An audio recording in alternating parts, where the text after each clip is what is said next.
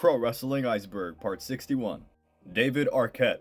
David Arquette is most well known for being an actor. He's been in films like Scream, and he was in the pro wrestling movie called Ready to Rumble.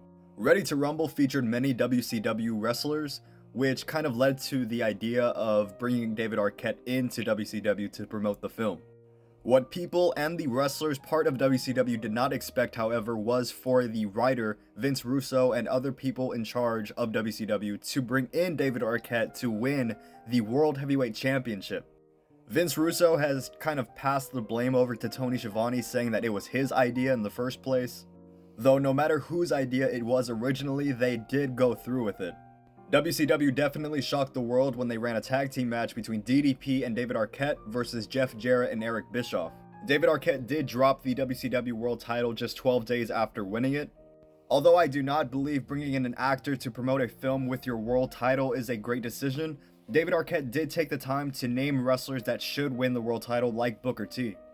David Arquette also donated all of his WCW earnings to the families of Owen Hart, Brian Pillman, and Darren Drozdov, who all had injuries and deaths related to pro wrestling. Booker T also would win the World Heavyweight Championship just a few months later, I believe.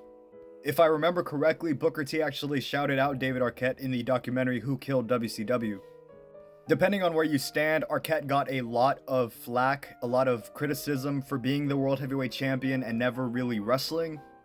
So in the late 2010s, early 2020s, David Arquette rectified that, and he started wrestling on the indies. He would wrestle in backyards, in the streets in Mexico. He even wrestled a death match against Nick Gage. That match does have some controversy with it. David Arquette got injured from a light tube. It cut his neck, which could have been fatal, but luckily everyone was okay. At the end of the day, David Arquette is a celebrity and actor, so I can't really say, I respect him and all that stuff, but his decision to come back to wrestling and really earn the respect of the fans, I think, is commendable.